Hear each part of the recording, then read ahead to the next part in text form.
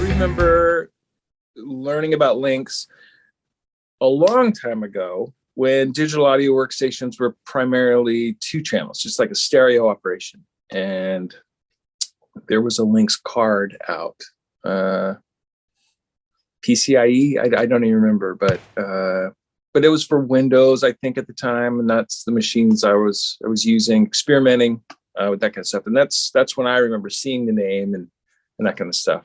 I later in life worked out of a studio that had some Aurora 16s and kind of opened my ears to the possibility of, using other interfaces, other converters, and them sounding great and big and open, that kind of thing. So that was my first sort of experience with them.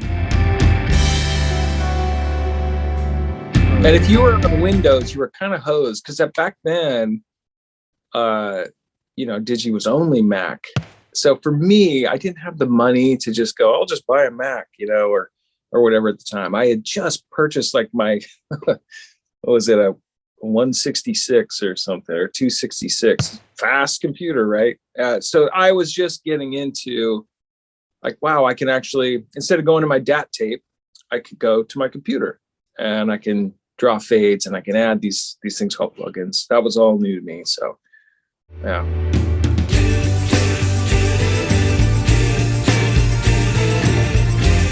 Bought next an Alanis Morrissette record, her latest record. I did some Matt Nathanson releases that have been out now. There's 3 I've worked on of his. I got to mix the Wallflowers new release. Really cool record. All of this stuff, by the way, it's using, my inserts and using things going through it and back into it, basically printing back into it. So yeah, I've been fortunate with this last year and a half as things sort of slowed down outside of the world. Some things were sent to me, that I was able to do just from my own studio without leaving, and so I was fortunate enough to get a few cool projects, and yeah, everything went through it, everything.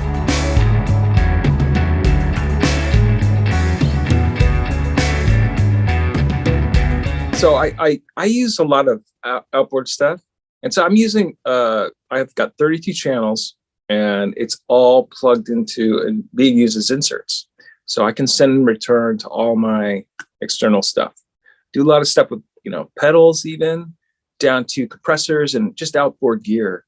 Fan of plugins, but there's certain things that just aren't made as plug-in. And there's also, an analog sort of vibe sometimes that you need.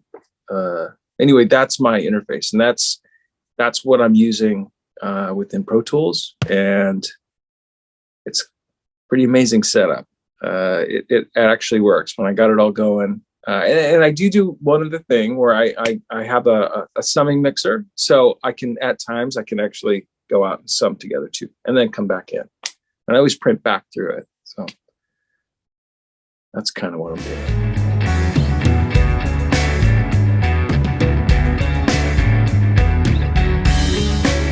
I think it's the attention to quality, like when you really nerd out. And I feel like, engineers, like we all have to nerd out at some point as to what degree and what gear you do it on. When you jump in and you really get into conversion, like for me, I heard a big sort of open sort of sound with this. Like it wasn't colored, and I enjoy color. And I can go places for color if you need color, but for my application, capturing all the analog stuff and doing that, I've already got that color sort of handled. This is like a very just transparent, and it's hard to describe, but it's like the ceiling is higher. Everything's just more open, right? There's like, you just don't notice it until you have to listen to something else and you compare it. You go, whoa, that there is a difference there, and I want that difference. So that's why it's working for me, most definitely.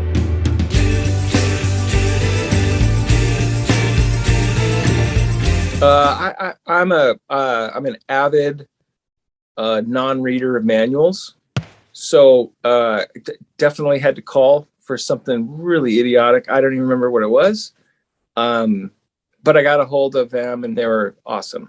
Just straightened me out pretty quick. Integration, super simple. That made it easy and fast. I was up and running in no time. The end software, the mixer software, I'm a big fan of. It was a little sleeper to me. I kind of would look at it, what can I do with that? And now I'm doing all sorts of fun stuff with it, routing and computer audio, and super easy. It's a breeze. Yeah, it's plug and play.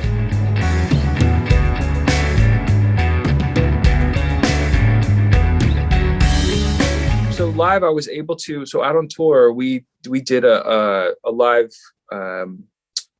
recording broadcast sort of thing where we tracked it and mixed it later, and then it went out to this thing. And that I was able to get a hold of one and use the internal drive in it, or I'm sorry, that I just recorded Dirnt to it, and took it home and mixed it. It was great. So, and we actually had, we had some system. We travel with a system, and this was primarily supposed to be the backup because we had already had things going, right? It's always, we're recording all the time. And we thought, it wouldn't be bad to have a backup. And I said, I know what to buy, I know what to rent, I know what to grab, let's get it in. And so recorded direct to it. And then I went home and compared. I went, I'll take these files. These will work for me better. It was great.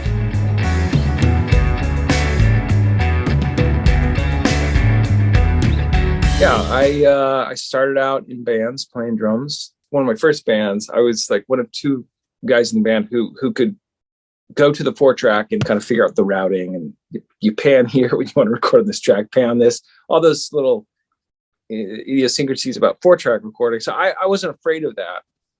And then, years go on and you start getting, hopefully for me, we got a pretty good rehearsal spot. It was in a warehouse. We shared it with another band.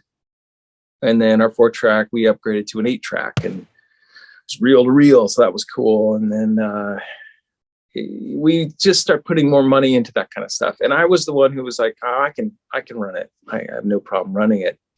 And then I just started nerding out on it. How can I make this better? And how can things get better?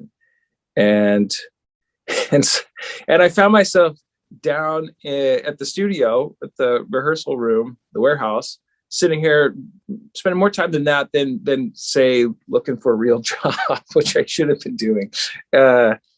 And so I went to school. There were some classes for recording, which were amazing.